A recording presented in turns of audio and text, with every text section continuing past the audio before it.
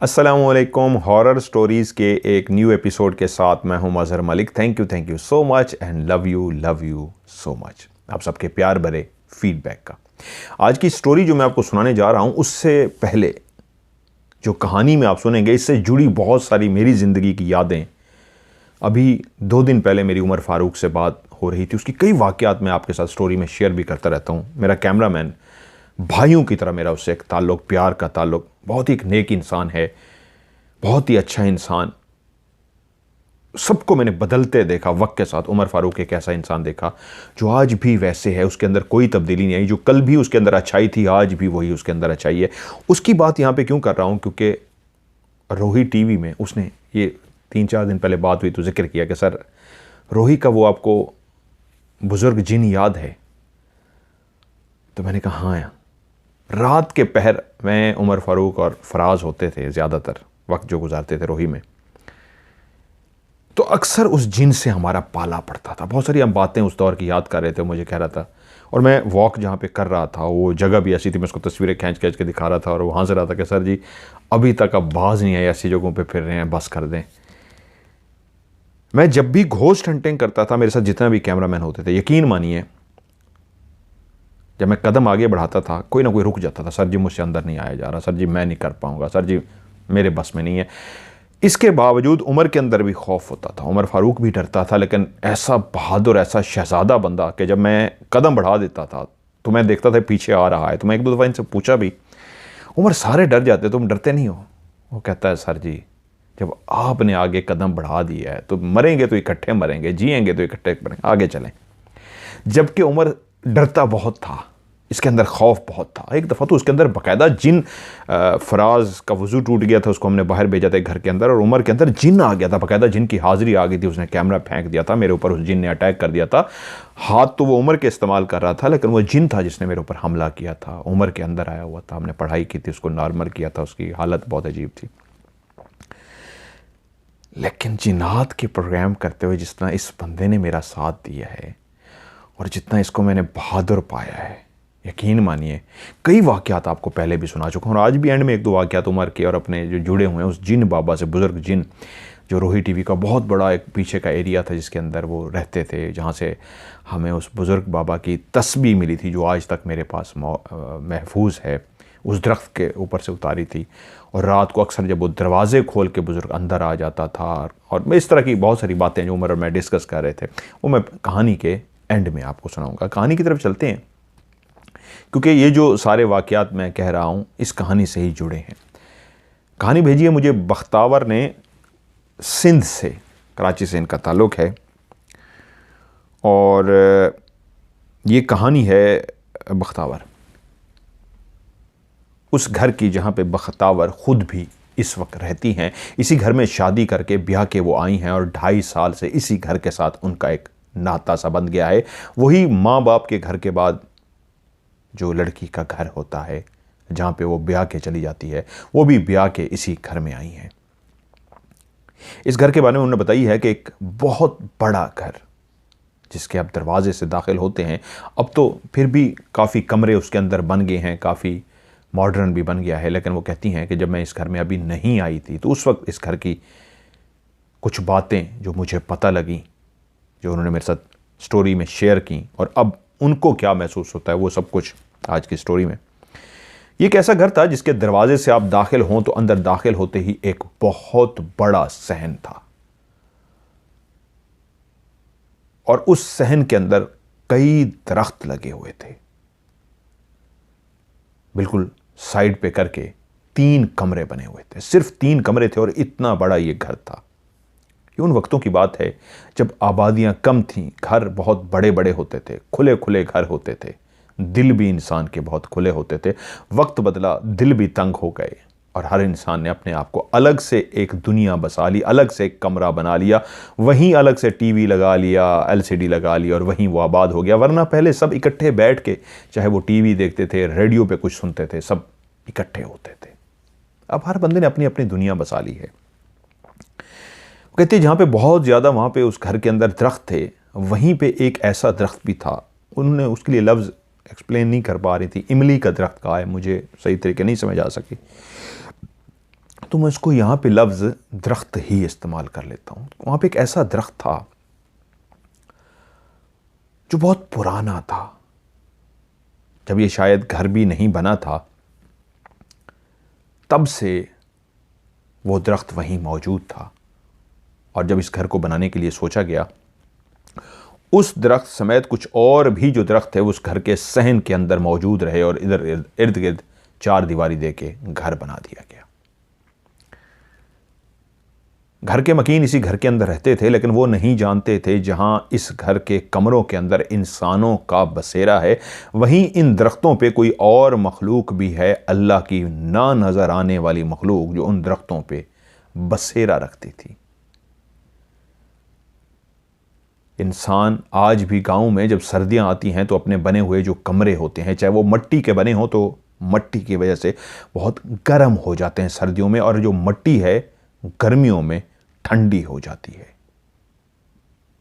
तो इंसान सर्दियों में उन मिट्टी के बने गर्म कमरों के अंदर सोते थे, और जब गर्मियां आ जाती थी तो इन्हीं दरख्तों के नीचे चारपाइयां बिछा के सो जाते थे, जिनके नीचे एक ठंडी हवा का एहसास होता था। घर के मकीन इसी घर के अंदर रह रहे थे, उन बातों से वाकिफ नहीं थे जो शायद उस घर के कुछ बुजुर्ग जो जानते थे, उन्होंने बाकी घर वालों को उस राज के बारे में नहीं बताया था। बख्तावर कहती है, मेरी बड़ी जेठानी जिनके यहां औलाद नहीं थी, उनकी शादी को काफ़ी साल हो गए थे और वो औलाद की शदीद ख्वाहिश रखती थी, लेकिन अभी तक उनके यहां कोई औलाद नहीं थी।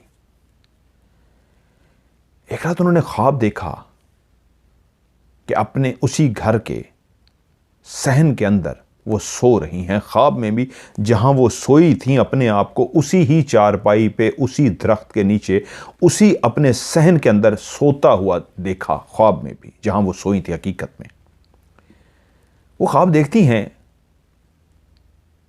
एक बुजुर्ग हस्ती है, सफेद दाढ़ी, सफेद पलकें, सफेद सर के बाल, जिस्म भी ऐसा सफेद,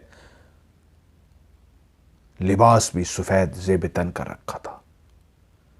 वो पूरा का पूरा एक सफेद बुजुर्ग थे। वो चलते हुए आए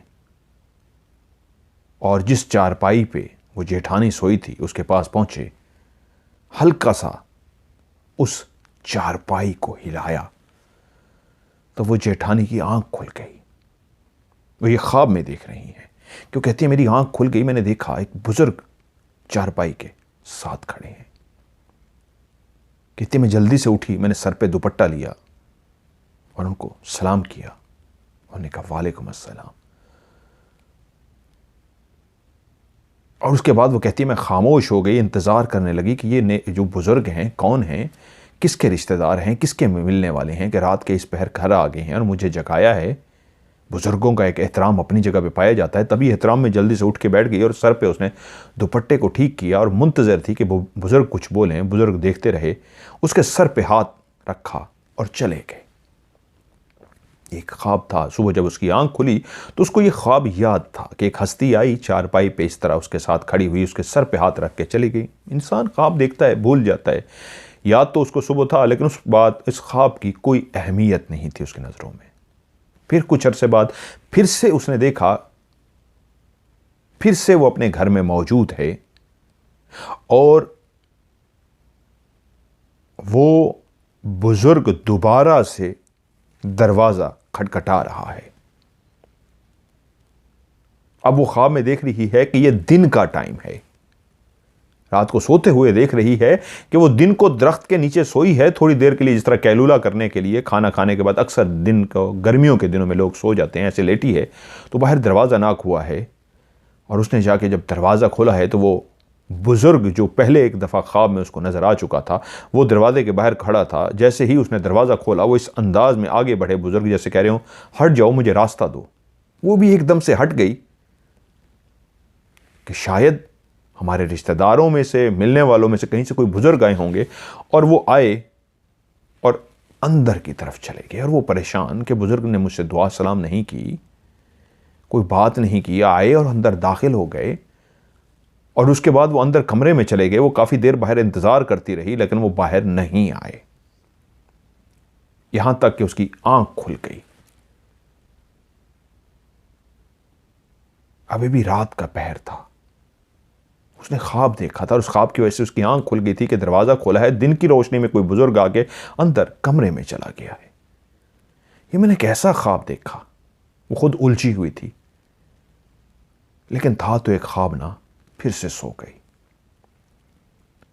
फिर कुछ दिनों के बाद उसने फिर से ख्वाब देखा कि वही नेक बुजुर्ग वो बैठी है और खुद से दरवाजा खोल के बाहर का चलते हुए आए और बिल्कुल उसके सामने आके जब कहा अस्सलाम वालेकुम तो उसने मुड़ के देखा वही बुजुर्ग थे और वो चौंक सी गई। ख्वाब में देखती है और उनसे पूछती है, बाबा जी आप कौन हैं? मैं आपको मुसलसल देख रही हूं, आप उस दिन भी आए थे, इस घर के अंदर चले गए हैं। तो वो बुजुर्ग बोलते हैं, बेटा मैं भी इसी घर में रहता हूं, मेरा भी ये घर है, यहां की सफाई रखा करो, तिलावत किया करो, नेक अमल किया करो, तुम्हें औलाद हो जाएगी। ये कहा और अंदर कमरे की तरफ चले गए।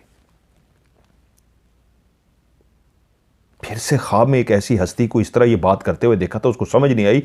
अगली दफा जो ख्वाब देखा तो उससे पूछ बैठी, क्योंकि अब इस दफा उसने ख्वाब में देखा कि रात का पहर है, वो चारपाई पे सो रही है। मुसलसल एक ख्वाब जो वो देख रही है कि वो बुजुर्ग आज ऊपर दरख्त के ऊपर बैठे हैं पांव लटका के, और उसकी आंख खुलती है तो वो देखती है वो ऊपर बैठे हैं और पूछती है, बाबा जी आप यहां क्या कर रहे हैं? तो वो कहते हैं, यही मेरा घर है, इसी जगह पे मैं रहता हूं, बस तुमसे एक बात कहनी है, इस घर में तुम सफाई नहीं रख रही, एक तो दिया जलाया करो, हर जुमेरात को लाजमी जलाया करो, अगर रोज नहीं जला सकती वरना रोजाना दिया जलाओ, और हर जुमेरात को अगरबत्तियां जला दिया करो। सुबह फिर उठी, फिर ख्वाब याद था। एक कैसा ख्वाब है जो मुसलसल एक ही मैं बुजुर्ग को देख रही हूं। पहले वो कह चुके हैं मैं इसी घर में रहता हूं, फिर वो कह चुके हैं मैं इस दरख्त पे मेरा बसेरा है, और अब वो फरमाइश कर रहे हैं दिया जलाया करो, अगरबत्तियां जलाया करो। एक दिन बख्तावर कहती हैं मेरे जो शौहर हैं उस वक्त उनकी शादी नहीं हुई थी, उनकी मामी एक दिन घर आई। वो बैठी जिठानी के साथ बातें कर रही थी, साथ ही उनका पास ही घर था, और बातों बातों में ऐसे एक दूसरे को ख्वाब सुनाने शुरू हुए तो मुमानी ने सारे ख्वाब उनको अपने सुना दिए। पता नहीं मैं एक ख्वाब देखती हूं, ऐसे ऐसे नजर आता है। और 2 दिन पहले ही जो ख्वाब देखा था बुजुर्ग का वो भी सुना डाला, पिछले भी सारे सुना डाले कि फिर से वो बुजुर्ग आया है, मुझसे खफा हो रहा है, पता नहीं मुझे कह रहा है तुम्हारा बच्चा हो जाएगा, मैं अल्लाह के हाथ दुआ करूंगा अगर तुम मेरे लिए दिया जलाओ और अगर बत्तियां जलाओ तो मैं जरूर अल्लाह के हाथ दुआ करूंगा तुम्हारे यहां औलाद हो जाएगी। तो वो मामी, उनका नाम भी बताया, उन्होंने कहा कोई फर्जी रख ले तो मैं यहां पे लफ्ज मामी ही इस्तेमाल कर लेता हूं। तो मामी बोली तो फिर तुमने क्यों नहीं किया, तुम्हारे यहां औलाद नहीं है, अगर कोई नेक बुजुर्ग तुम्हें नजर आ रहे हैं और वो शो कराते हैं इसी घर में ही रहते हैं, इसी दरख्त पे रहते हैं, तो पगली आप तो दिया जलाओ, अगरबत्ती जलाओ, वो अल्लाह के हाथ तुम्हारी सिफारिश करेंगे, अल्लाह के हाथ दुआ करेंगे, तुम्हें औलाद हो जाएगी। तो जेठानी हंस के बोली, तुम इन बातों पे यकीन करती हो, तुम्हें लगता है ये बातें सच होती हैं? अरे क्या हो गया है, ऐसा कुछ भी नहीं होता, ये ख्वाब है जो मैं देख रही हूं। ऐसा कौन सा बुजुर्ग और कौन सा हमने तो आज तक नहीं देखा, ख्वाब तुमने भी सुना है, मैंने भी तुम्हें अपने ख्वाब सुना दिया, ऐसी कोई बात नहीं है। तो आगे से मामी बोली, अगर मैं यहां पे दिया जला दूं तुम्हें कोई एतराज है? तो हंस के बोली, जला लो, रोज जलाओ, मुझे क्या एतराज है, तुम इन बातों पे यकीन करती हो? तो मामी बोली, हां तुम पागल हो, पगली हो जो इन बातों को मजाक में ले रही हो, मुझे इन बातों पे पूरा यकीन है, मैं तो अब जलाऊंगी।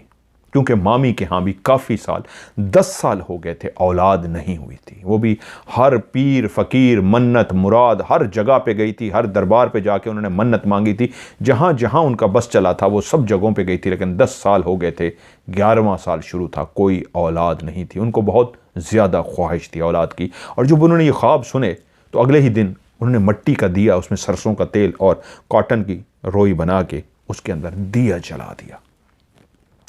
उसी ही दरख्त पे जो उसने ख्वाब सुनाया था, और वो जेठानी हंसती रही, उसको देख देख के मुस्कुराती रही, जोर जोर से कह के लगाती रही कि देख लो इसको क्या हो गया है। उसका नाम ले लेके कहती रही देखो दिए जला रही है, मजाक उसका उड़ाती रही। उसने फिर भी सारी बातों को इग्नोर किया। मामी ने उसी दरख्त की एक जगह पे दिया रख के दिया जला दिया, और हर जुमेरात को वो वहां पे अगरबत्तियां भी जलानी शुरू हो गई। तभी अभी 2-3 हफ्ते ही हुए थे कि उसके ख्वाब में वही बुजुर्ग आए और उससे बोले तुमने बहुत अच्छा किया, मैं कई दफ़ा कह चुका उस घर की सफाई रखें, उस हिस्से की सफाई रखें जिस जगह पे वो दरख्त है। तुम्हारे ज़िम्मे लगा रहा हूँ, जहाँ तुमने अगरबत्तियाँ भी जला दी हैं, जहाँ तुमने दिया भी जला दिया है, वहीं पे उस दरख्त के नीचे सफाई भी कर दिया करो। हमने वहीं पे इबादत करनी होती है। और हाँ, तुम्हें बच्चे की ख्वाहिश है, हम अल्लाह के यहाँ दुआ करेंगे, अल्लाह के यहाँ सिफारिश करेंगे, अल्लाह से गिड़गिड़ा के मांगेंगे कि खुदा तुम्हें बेटा अता करे। ऐसा नहीं कि उनकी मामी के यहाँ कभी बच्चे हुए नहीं थे, होता था, बच्चा ज़ाय हो जाता था, मतलब ज़िंदा नहीं रह पाता था। जैसे ही बच्चा पैदा होता था वो मुर्दा पैदा होता था, या माँ मतलब वो कहते हैं ना अभी बच्चे की पैदाइश नहीं होती थी, पहले ही ख़त्म हो जाता था। 10 साल हो चुके थे जब उन्होंने ख्वाब में उसी तरह की हस्ती को देखा, वही सफ़ेद बाल, सफ़ेद पलकें, सफ़ेद आंखें, चेहरा नूरानी सा, सफ़ेद लिबास पहने हुए, सफ़ेद दाढ़ी। तो दिया तो वो जला रही थी, अगरबत्तियां भी जला रही थी, उसने दरख्त के नीचे सफाई करनी भी शुरू कर दी, और मुसलसल बगैर नागा किए वो उस जगह पे सफाई करती, दिया जलाती, हर जुमेरात को अगरबत्तियां जलाती। देखते ही देखते उसके यहाँ एक बेटा पैदा हुआ। ये ज़िंदगी का 11वां साल था शादी हुए कि पहली दफ़ा औलाद हुई थी, और वो मरी नहीं थी, वो जिंदा पैदा हुआ था, वो बेटा था। और उस दिन वो बहुत खुश हुई थी, उसने खूब मिठाई तकसीम की थी। उस दरख्त के नीचे छुप के जो उसने अमल किया था, फिर एक दिन आखिर उस जेठानी को भी बता दिया कि तुमने जब मुझे अपना ख्वाब सुनाया था तो मैं इस दरख्त के नीचे पहुंच गई थी। आज तुम्हें बताती हूँ, माँ बनने के बाद मेरे यहाँ बेटा हो चुका है और जिंदा है। मैं उस दरख्त के नीचे गई थी, उस दरख्त के नीचे खड़े होकर मैं हम कलाम हुई थी। मैंने उस बुजुर्ग से कहा था मैं आपसे इल्तिजा करती हूँ, अल्लाह के यहाँ मेरी सिफारिश कीजिए। आपने जिस तरह मेरी जिठानी को ख्वाब में आके कहा है कि अल्लाह के यहाँ आप सिफारिश करेंगे, मेरी आप अल्लाह के यहाँ सिफारिश कीजिए, मेरा बच्चा हो जाए। मैं आज आपसे मांगने आई हूँ कि मेरे लिए दुआ कीजिए। आप अल्लाह के नेक बुजुर्ग हैं, मुझे अल्लाह से कहिए अल्लाह मुझे अता करे। ऐसी काफ़ी देर में बातें करती रही थी, तुम्हें पता है इस बात का।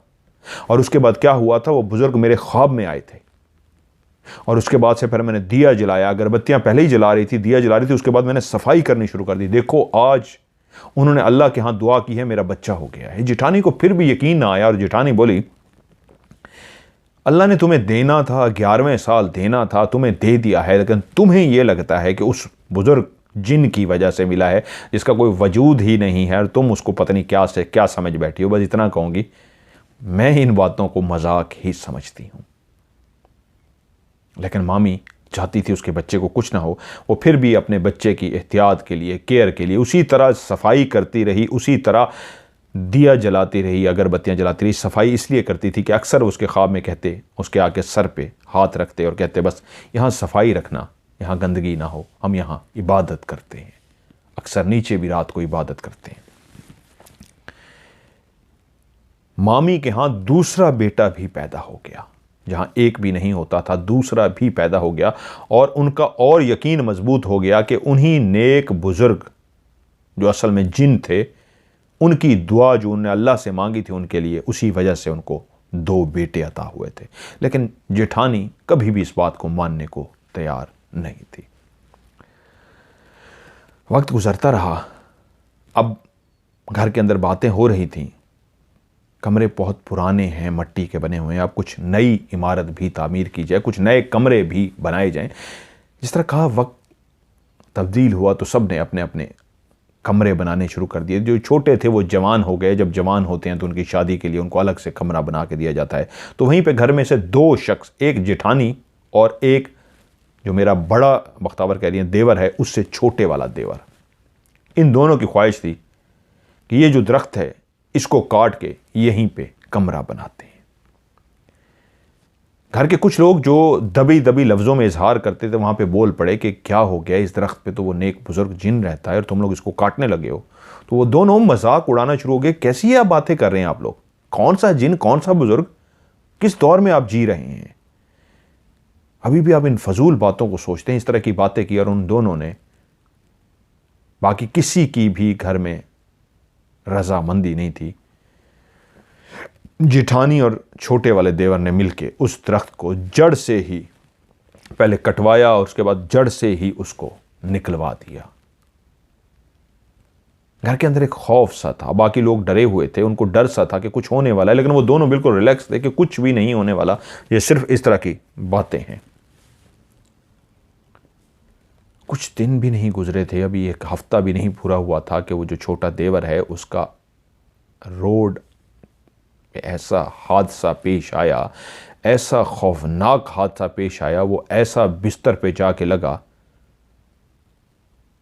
कि सब घर वाले हैरान थे कि एकदम से उसको क्या हुआ। एकदम ही हादसा हुआ था, रोड एक्सीडेंट, और उसके बाद वो बिस्तर पे लग गया था, उसका इलाज चल रहा था।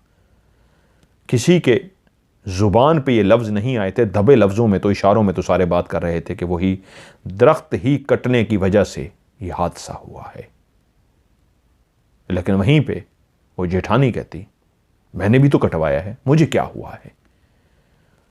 और अभी उस हादसे को हुए कुछ ही दिन हुए थे कि जेठानी भी बीमार हुई, और इतनी शदीद किस्म की बीमार हुई कि वो बिस्तर पे ऐसी लगी कि ठीक होने का नाम नहीं ले रही थी, कि उसको अपनी ज़ुबान से कहना पड़ा, मुझे लगता है मैं गलत थी भाई को, और मुझे वाकई लगता है सज़ा मिली है, किसी आमिल के पास चलो, किसी पीर फ़कीर के पास चलो, हिसाब लगवाओ। अब वो बिस्तर पे पड़ी पड़ी परेशान हो गई थी, इतने लंबे टाइम के लिए एकदम से बीमार हुई थी कि ठीक होने का नाम ही नहीं हो रहा था। कि फिर वो एक बुजुर्ग के पास पहुंचे और उनसे कहा, बताइए ये बीमारी की क्या वजह है। उन बुजुर्ग ने पढ़ाई की और पढ़ाई करने के बाद, तफसील से चेक करने के बाद बताया कि जिस दरख्त को तुम दोनों ने मिल के कटवाया है, उस दरख्त पे एक वाकई बुजुर्ग जिन रहते हैं, थे। वो नेक बुजुर्ग थे। तुम्हारे यहाँ ही एक और औरत ने उसी घर के अंदर उसी दरख्त पे दिया जलाया, अगरबत्तियां जलाई, उसके नीचे सफाई की, और उन्हीं नेक बुजुर्ग ने उसके लिए दुआ की, उसको औलाद भी मिल गई। और तुम लोगों ने हमेशा उनका मजाक उड़ाया, यहाँ तक कि तुमने उनके घर को ख़त्म कर दिया उस दरख्त को कटवा के। लेकिन इस घर के साथ उनका कई सालों से ताल्लुक़ था, वो बहुत रंजीदा हैं, इसीलिए तुम दोनों शदीद बीमार हो गए हो। लेकिन तुम मरे इसलिए नहीं हो, तुम्हारी जिंदगियां ख़त्म इसलिए नहीं हुई हैं कि वो बुज़ुर्ग अभी भी इसी घर के अंदर रहते हैं, उनका क़याम अभी भी इसी घर के अंदर है। और उनकी नाराज़गी को ख़त्म करने के लिए फ़ौरी तौर पे जाओ और एक बकरा ज़िबा करवाओ और उसका गोश्त उन बुज़ुर्गों को दे दो और उनसे माफ़ी मांगो।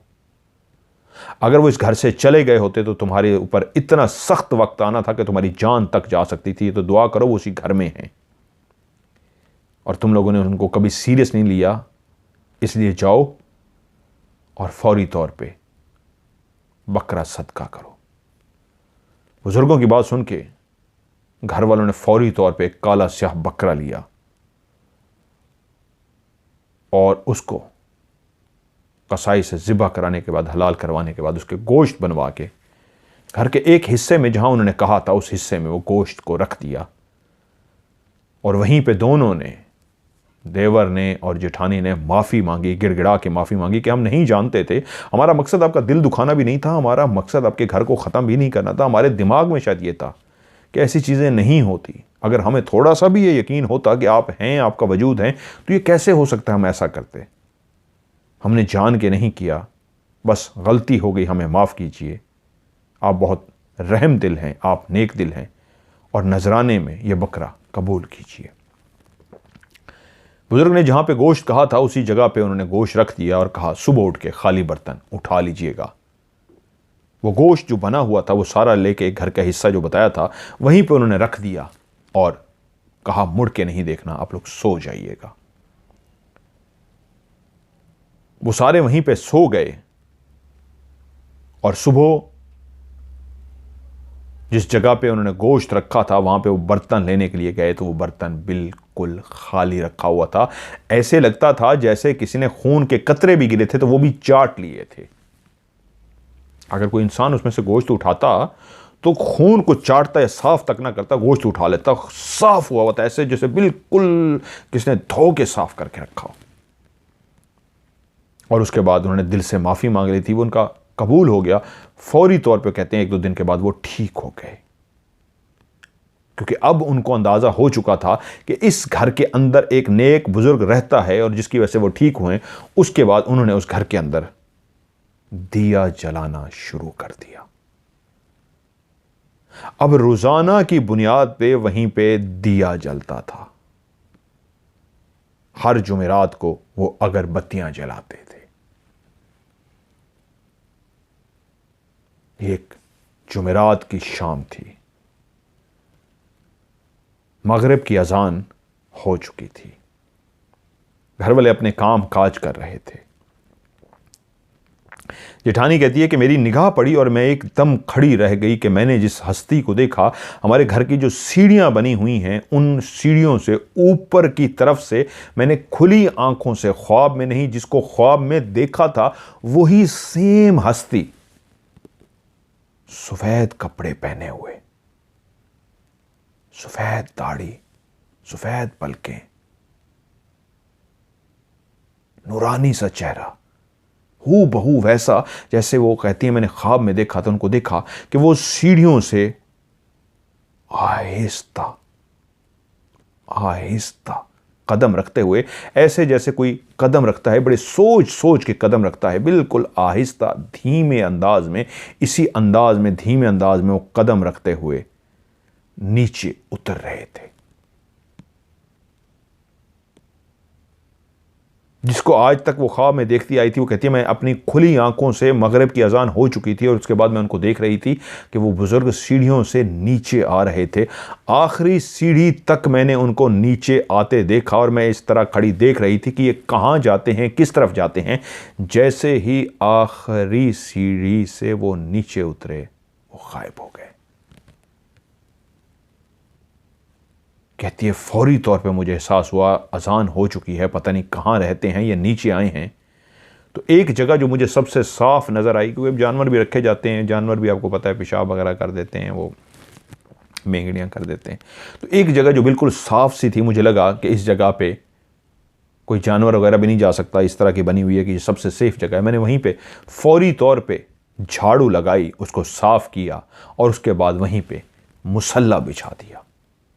वहाँ पे मुसल्ले मिलते हैं जो खजूर के पत्ते होते हैं, खजूर के पत्तों से बनाए जाते हैं, टहनियाँ, वो लंबी लंबी जो पत्ते होते हैं खजूर की, उससे मुसल्ला भी बनाया जाता है ऐसे इलाकों में। और वो चटाई भी बनाई जाती है, जो चारपाई के ऊपर चटाई डाली जाती है, वो खजूर के पत्तों की बनी होती है। कहते हैं वो खजूर के पत्तों की बनी हुई जो मुसल्ला था, मैंने फौरी तौर पे उस जगह पे बिछा दिया कि अगर वो नीचे आए हैं तो वो यकीनन नमाज पढ़ना चाहेंगे, और उनके लिए मैंने उस जगह पे मुसल्ला बिछा दिया। अब मैं क्या करती, उसी जगह से अक्सर जब नमाज का टाइम ना होता, दिन की रोशनी में, मैं उस जगह को हटाती, झाड़ू लगाती, उसके बाद पानी लगाती, उसको अच्छी तरीके जिस तरह साफ किया जाता है, और उसके बाद फिर से उसमें मुसल्ले को बिछा देती। फिर एक रात, ये इशा का टाइम था, वो कहती है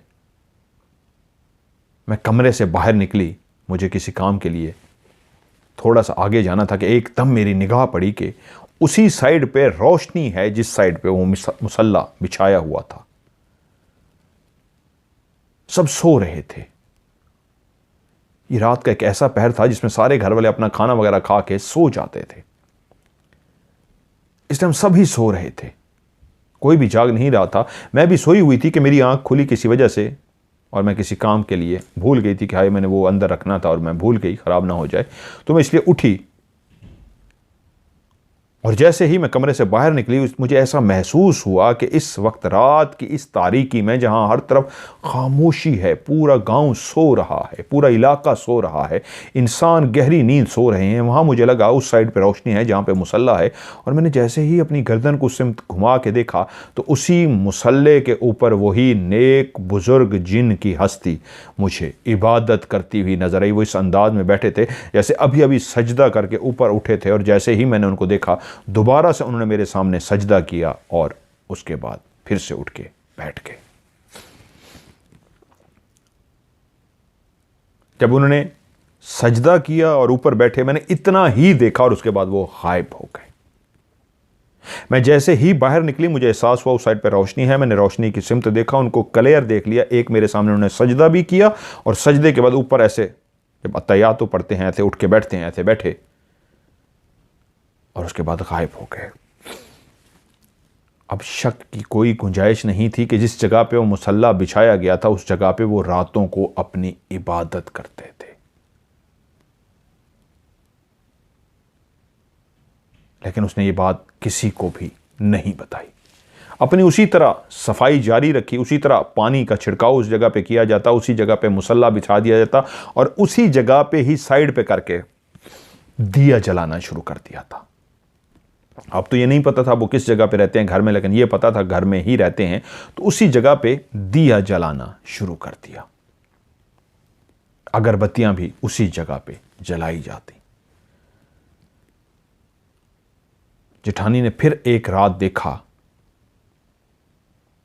अभी सब सोए नहीं थे, घर वाले जाग रहे थे, कि उनकी निगाह ऊपर छत पे पड़ी।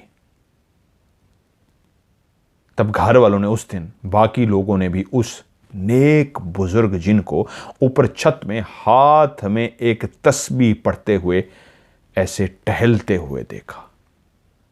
और यह मंजर ऐसे था कि घर के एक फर्द ने जैसे ही उसके ऊपर निगाह पड़ी, वो एकदम से चौंक सा गया कि ऊपर एक बुजुर्ग सा है, सफेद कपड़े पहने हुए, नूर सा चेहरा है, उसके चेहरे से रोशनी सी निकल रही है जैसे नूर होता है,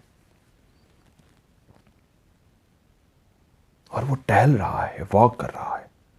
उसने घर वालों को आवाज़ देने के ऐसे हाथ के इशारे से हिलाया। घर वालों ने पूछा क्या हुआ, तो ऊपर उसने इशारा कर दिया कि जैसे मेरी आंखें अगर उधर से हटी, जिस चीज़ को मैं देख रहा हूँ, मेरी आंखें हटी तो कहीं गायब ना हो जाए। तो उसने ऐसे हिला के ऊपर की तरफ इशारा कर दिया कि मैं इसको देखता रहूं, कहीं गायब ना हो जाए।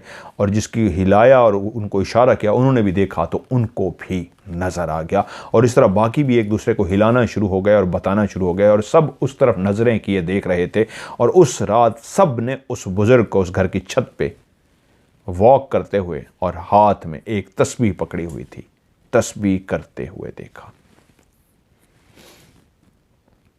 वो जब वॉक कर रहे थे तो उनके चलने का अंदाज इतना धीमा था, चलने का अंदाज इतना धीमा था जैसे कोई सोच सोच के चलता है। एक कदम रखा, फिर दूसरा कदम रखा, फिर और कदम रखा, फिर और कदम रखा।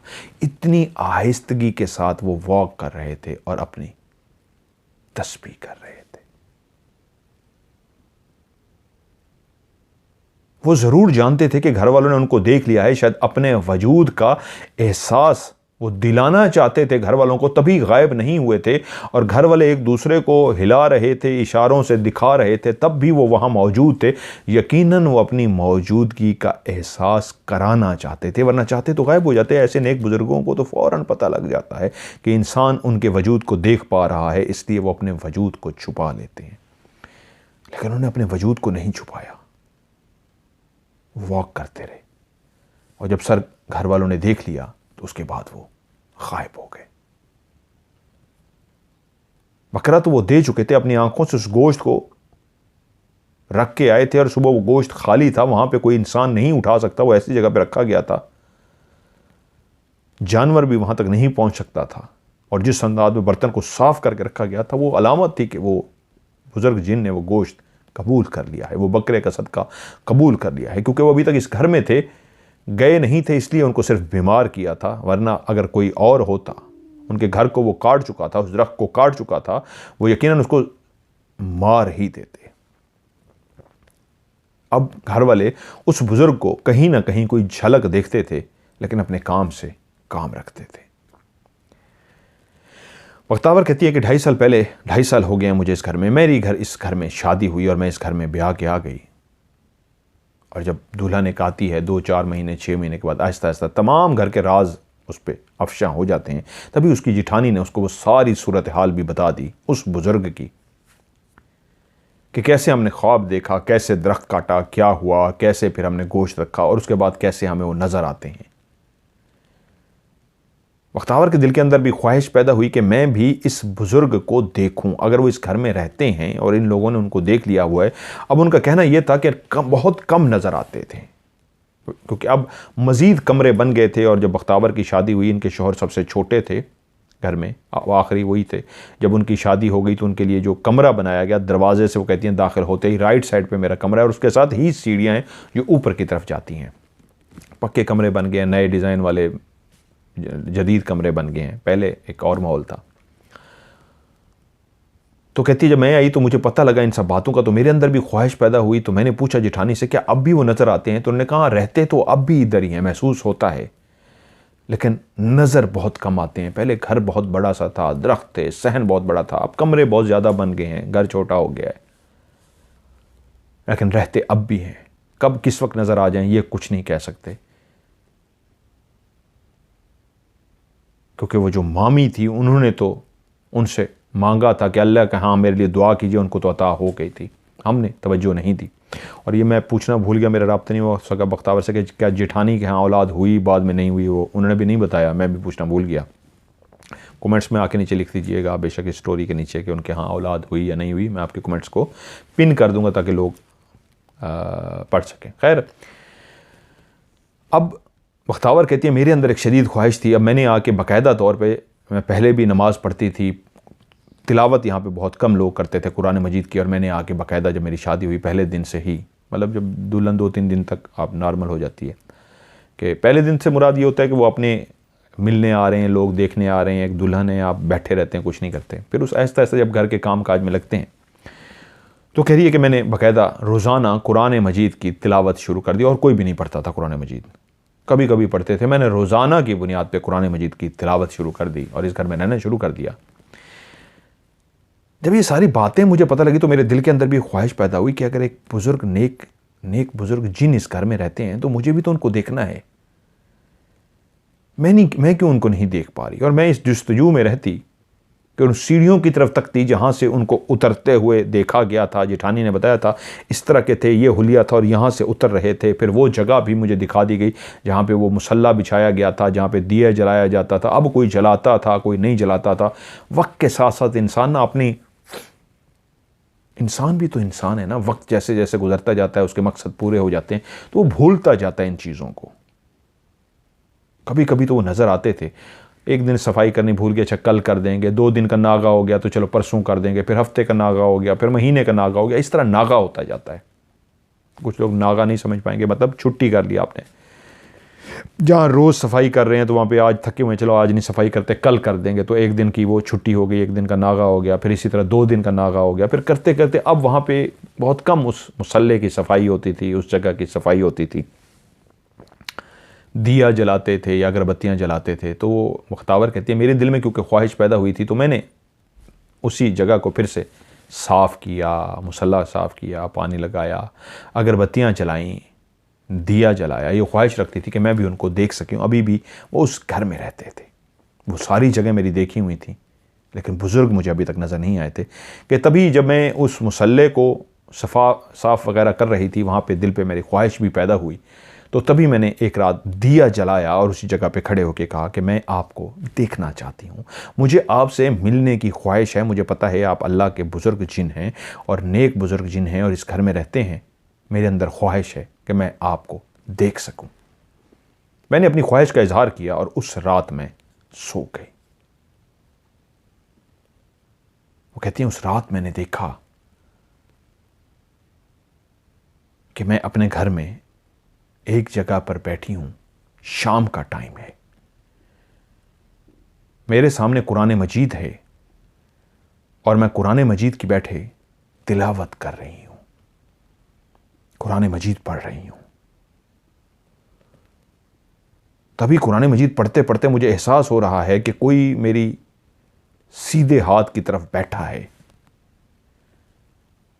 मैंने ऐसे मुड़ के देखा तो जो बैठा था उसकी उम्र तकरीबन 45 से 50 साल के दरमियान होगी। उसकी दाढ़ी सफ़ेद नहीं थी, उसकी दाढ़ी ब्लैक थी। वो बिल्कुल एक नौजवान की तरह था। 45-50 साल का था, पक्की उम्र का था, लेकिन कोई बुजुर्ग नहीं था कि उसकी सफ़ेद दाढ़ी हो या सफ़ेद बाल हों, सफ़ेद पलके हों, आईब्रो सफ़ेद हों। उसकी काली दाढ़ी थी। उसने हाथ ऐसे बांधे हुए थे और वो ऐसे हिल रहा था, ऐसे मस्त अंदाज में बैठा मेरा कुरान मजीद की तिलावत को सुन रहा था, जैसे कोई कुरान मजीद की तिलावत हो रही हो और उसको ऐसे अंदाज में सुने कि जनून और वजद की कैफियत में सुने। तो ऐसे ही झूम के वो मेरे कुरान को बैठा सुन रहा था कि मैंने मुड़ के देखा कि वो कितना मस्त है कुरान मजीद को सुनने में, क्योंकि मैं बैठी ऊंची आवाज़ में तिलावत कर रही थी और वो पीछे बैठा झूम रहा था। तो कहती है ख्वाब में ही मुझे एहसास हुआ उसको देख के, ये इंसान नहीं है जो पीछे आके बैठा है, जो झूम रहा है, ये कोई और मखलूक है और मेरे कुरान मजीद की तिलावत को बैठा सुन रहा है। मैंने उसको एक दफ़ा मुड़ के देखा और उसके बाद फिर से अपने कुरान को पढ़ना शुरू कर दिया। जब मैं सुबह उठी तो मुझे अपना ख्वाब याद था। हाँ, वो पीछे बैठ के जो सुन रहा था, साइड पे बैठ के, जिसकी ब्लैक दाढ़ी थी, 45-50 साल उसकी उम्र होगी, वो बूढ़ा नहीं लगता था, वो बैठा मस्त अंदाज में सुन रहा था। और ख्वाब में ही मुझे एहसास हुआ था ये कोई इंसान नहीं और मखलूक है जो मेरे कुरान को सुन रही है। तो वो कौन था? मेरा वहम था, मेरा ख्वाब था, या वो कौन था? ऐसी बहुत सारी, वो कहती है, मेरी बातें मेरे दिमाग में आई और अभी भी मैं उस घर में ही रहती हूँ, लेकिन मैं अभी तक उस बुजुर्ग जिन को नहीं देख सकी। सिवाय इस ख्वाब में जो इस तरह मैंने उसको देखा, उसके अलावा मैंने उसको नहीं देखा। घर वालों का कहना यह है कि अभी भी वो बुजुर्ग उसी घर में है। तो मुझसे पूछ रही थी कि सर कौन सा वजीफ़ा है आपका इस तरह का कि मुझे बताइए, मैं उसको पढ़ना चाहती हूँ, आपके वज़ाइफ देखती हूँ, कहानियाँ सुनती हूँ, तो कोई भी मुझे ऐसा वजीफ़ा बताइए, क्योंकि उस घर में वो मौजूद हैं और मेरी शदीद ख्वाहिश है कि उनको खुली आँखों से, ख्वाब में नहीं, जागती आँखों से मैं देखना चाहती हूँ। तो मुझे कोई ऐसा वजीफ़ा बताइए कि मैं उनको देख सकूं। मैंने उनको रिप्लाई किया है, जहां पे नेक बुजुर्ग जिन होते हैं उस जगह पे अगर आप दिया जलाते हैं, अगर बत्ती जलाते हैं, यकीन मानिए वो आपके ऊपर जाहिर होते हैं। जिस तरह मैंने शुरू में बात की थी उमर फारूक की और अपनी, हमसे गलती जो हुई थी, क्योंकि वो एक ऑफिस था और वो इशू बन जाता, टीवी का ऑफिस था, आगे हम रिकॉर्डिंग करते थे, स्टूडियो था और उसके बिल्कुल बैक साइड पे बहुत बड़ा, ये कोई 4-5 कनाल की कोठी थी, या नहीं इससे भी ज़्यादा थी। 4 कनाल का तो हमारे पास था, 4 कनाल पीछे था, 8 कनाल की तकरीबन। तो पीछे वाला जो 4 कनाल था उसमें काफ़ी जगह ऐसे वीरानी सी थी, खंडर सा था। वहाँ पे एक दरख्त था जहाँ पे वो नेक बुजुर्ग रहते थे। उनको हम महसूस जो करते थे, वो दरवाज़ा खोलते थे, रात को दरवाज़ा खुद ब खुद खुलता था और दरवाज़ा बंद हो जाता था। उनको हमने गुजरते हुए कई दफ़ा देखा, वाइट बुजुर्ग से। मैंने एक मजाक में वाक़या भी सुनाया था, हमारे एक दोस्त थे गज़नफ़र अब्बास, उनके अब्बा थे या दादा थे, वो ऑफिस में आए थे, क्योंकि वो जिन बाबा मशहूर थे, तो वो कमरे में उसी तरह के हुलिये में थे। आ गए थे तो हमारा लड़का बेहोश होते होते, अदनान था, अजान जावा था मेरे ख्याल में, बेहोश होते होते बचा था। उसने कहा, जिसका उसने नहीं देखे थे, हम लोग उसको बताते थे, उमर बताता था, मैं बताता था, फराज के हमने जिन बाबा को देखा। कई दफ़ा हमने देखा था, अजान कमरे में बैठ के डर के एडिटिंग करता रहता था, बाहर नहीं निकलता था, रात को डरता था और वो कहता था मैंने बाहर नहीं जाना। वॉशरूम भी साथ बना था अटैच, इसलिए उसको बाहर नहीं आना पड़ता था, तो वो बहुत डरा रहता था, बाहर नहीं आता था। तो उसने वो बुज़ुर्ग का हुलिया सुन रखा था, सफ़ेद दाढ़ी, सफ़ेद पलकें, सफ़ेद अबरू, सारा कुछ सफ़ेद। इसी तरह एक हमारे दोस्त की मैंने कहानी में सुनाया हुआ है, कहीं बोर ना हो जाए, कहेंगे मैं दोबारा सुना दूंगा ये वाक़या, अगर आप लोगों ने नहीं, कुछ लोगों ने सुना तो मैं सुना दूंगा। ये पूरा वाक़या मैंने सुनाया उसमें। वो तभी उसने हुलिया अजान को याद था जिनका, बुज़ुर्ग बाबा का, और बुज़ुर्ग बाबा उसके सामने आ गए थे। तो उनको हम उन दरख्त के पास, वज़ू की आवाज़ हमें आती थी बाकायदा। याकूब साहब थे हमारे ड्राइवर, 5 वक्त के नमाजी थे, नेक थे। वो कहते थे मदर साहब उस तरफ ना जाया करें, वो फिर वज़ू कर रहे होते हैं और वो नमाज़ पढ़ते हैं, वहाँ पे इबादत करते हैं। मैंने कहा यार हम भी कई दफ़ा उनको देख चुके हैं, हम इसलिए वहाँ पे नहीं जाते, हम वहाँ पे रिकॉर्डिंग भी नहीं करते। मगरिब से पहले पहले जाना होता है तो हम जाते हैं, उसके बाद नहीं जाते।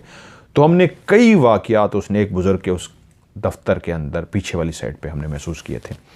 लेकिन बुज़ुर्ग की जो अटैचमेंट है, ये याद रखिए, मैं खुद दिया जलाता रहा हूँ, एक दिया जलाता रहा हूँ, अगरबत्तियाँ जलाता रहा हूँ। एक कमरा बनाया हुआ था मैंने लाहौर के अपने घर के अंदर, जहाँ पे अगरबत्तियाँ जलती थी और दिया जलता था। और ये इन बुज़ुर्गों के लिए जलाना पड़ता है। अगर आप रूहानियत करते हैं, अगर आपका रूहानियत से ताल्लुक़ है और आपको पता है इन चीज़ों का, तो आप ये जलाते हैं, अगरबत्ती भी और दिया भी, चाहे जितने मॉडर्न हो जाएं। पता नहीं मुझे ये वाक़यात सुनाने चाहिए या नहीं, लेकिन अगर मुझे इजाज़त मिली तो हो सकता है मैं ये दिए के और ये वाले वाक़यात भी आपको सुना दूँ। उमर फ़ारूक के साथ जुड़ी हुई काफ़ी वाक़यात ऐसे हैं जो मेरा दिल करा मैं सुनाऊँ, लेकिन एक और पूरी कहानी इसी के ऊपर, उमर की और मेरी जो एक कहानी है यादगार, वो इंशाल्लाह मेरे जहन में आ गई है कि मैं एक अगली कहानी उसी पे आपको सुना दूंगा कि वो हमने क्या देखा और हमारे साथ क्या हुआ। तो ये थी जी आज की कहानी। आप अपनी कहानियाँ मुझे सेंड कीजिए, इंशाल्लाह आपकी कहानी को भी हॉरर स्टोरी का हिस्सा बनाऊंगा। आप कहानी लिख के भी भेज सकते हैं, कहानी वॉइस मैसेज रिकॉर्ड करके भी भेज सकते हैं। लिख के भेजें या वॉइस मैसेज रिकॉर्ड करके भेजें व्हाट्सएप पे। आपने आखिरी लफ्ज़ स्टोरी STORY उर्दू में कहानी, क्योंकि कुछ लोग उर्दू में लिखते हैं पूरी तहरीर, तो वो उर्दू में ही कहानी बेशक लिखते हैं, या मैक्सिमम लोग रोमन इंग्लिश में लिखते हैं, जिस तरह मैं MAIN AP आप SAY से, इस तरह। तो आप STORY स्टोरी लिख दें या उर्दू में कहानी लिख दें और सेंड करें। मेरा व्हाट्सअप का नंबर है जिस पे आपने सेंड करना है, प्लस जमा का निशान जो होता है 9292 पाकिस्तान का कोड है। आगे मेरा नंबर है 313655500। इसको इस तरह भी पढ़ेंगे, +9231365550। उर्दू में इसको पढ़ेंगे +923 जमा 923136655500। इस पे आप अपनी कहानी मुझे सेंड कर सकते हैं। आज की हॉरर स्टोरी से मज़हर मलिक को दीजिए इजाज़त। अपना ढेर सारा ख्याल रखिएगा। खुदा हाफिज़।